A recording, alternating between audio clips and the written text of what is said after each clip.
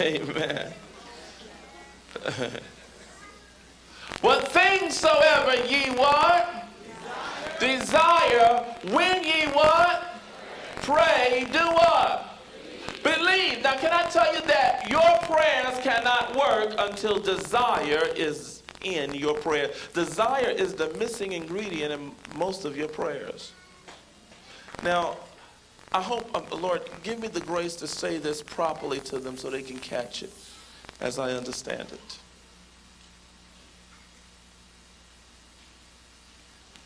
Whatever you give to God, you can't give it half-heartedly.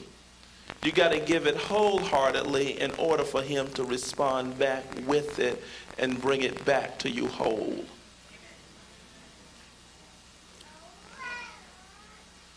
Let me put it another way. Put it another way, Bishop Jordan. Okay, let's try it this way.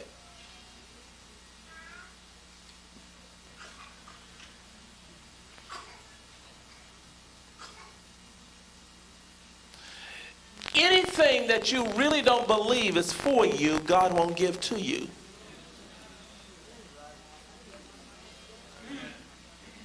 If you pray unbelieving or half-heartedly, it will not come to you because it will literally be illegal for God to give you what doesn't belong to you. Put it another way, Bishop Jordan. If it does not possess you, you have no right to possess it.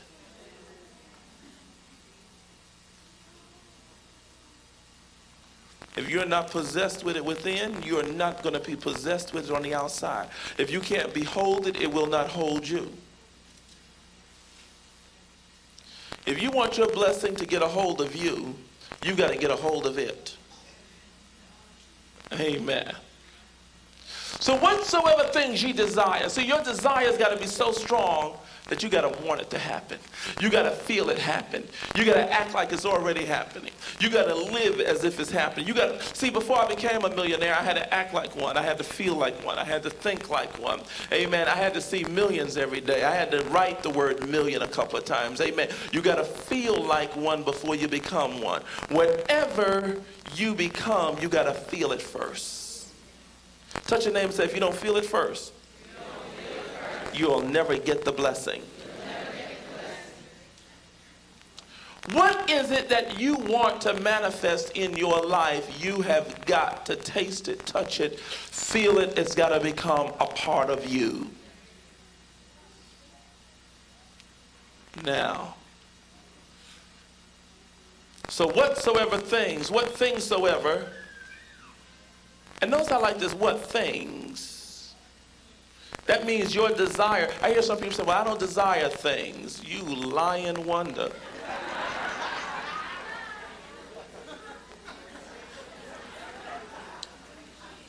Jesus tells you to desire things. He tells you he can only answer your prayer if things are involved in your desire. If you don't desire things, we can just dismiss you from prayer. You don't even need a prayer life now. What things soever ye desire when ye pray, believe that ye what? And ye shall what? It almost appears that he teaches us that you got to literally believe that you already have received it. And only then you shall have it.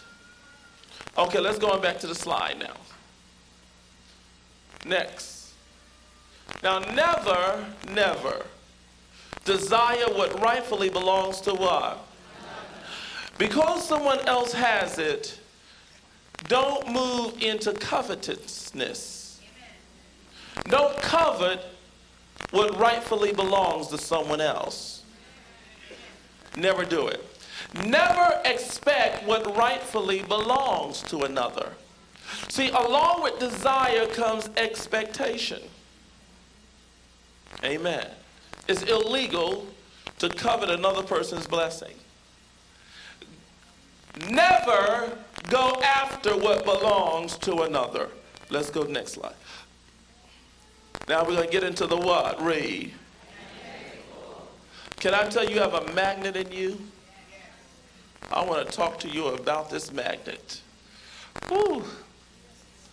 Touch your neighbor and say, there's a magnet in your thoughts. Touch somebody else and say, your thought is a magnet.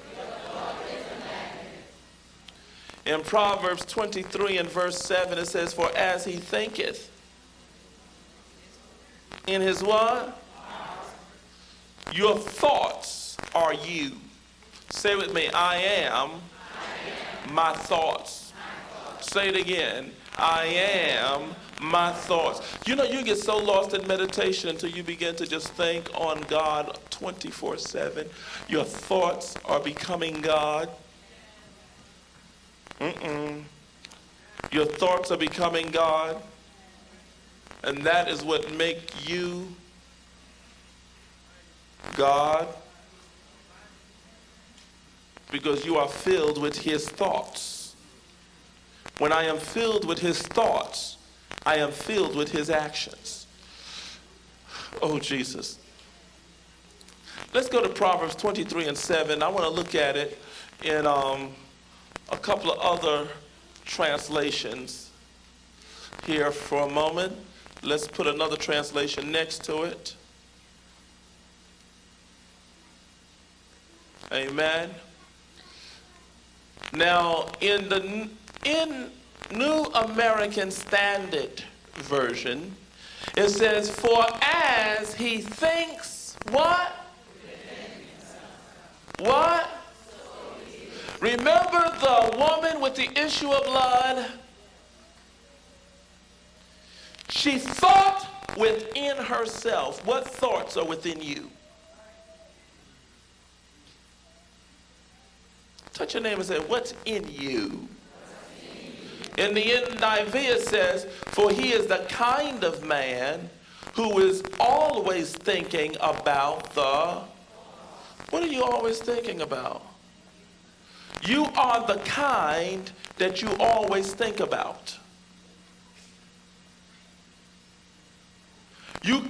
It's almost like that almost implies that you come after the kind of thoughts you bear.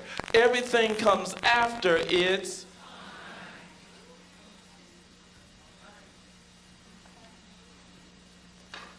The Revised Standard Version. For he is like one who is inwardly what? Reckoning. It's almost as if your thoughts has got to become that of a scheming type of thing. What kind of scheme is going on in you? Amen. See, when I was poor, I was scheming to be rich.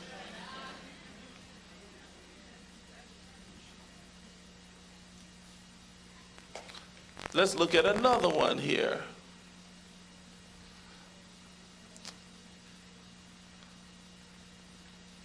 Did we get all? I think we, NIV, and okay, let's move on. The Living Bible, good.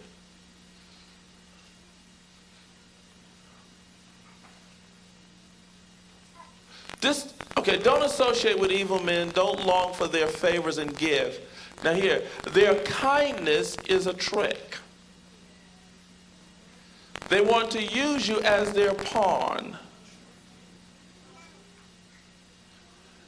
And then it talks about the eating part. Now, here's the part I want you to get. Their kindness is a what?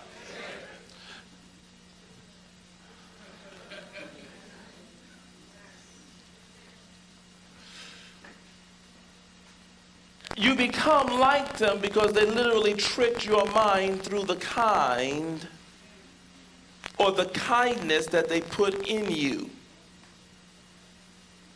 They grabbed your trust, so you've opened the door. Can I tell you that there is a way for you to be kind to wealth, kind to money, think in that other realm, that you begin to trick it to associate with you.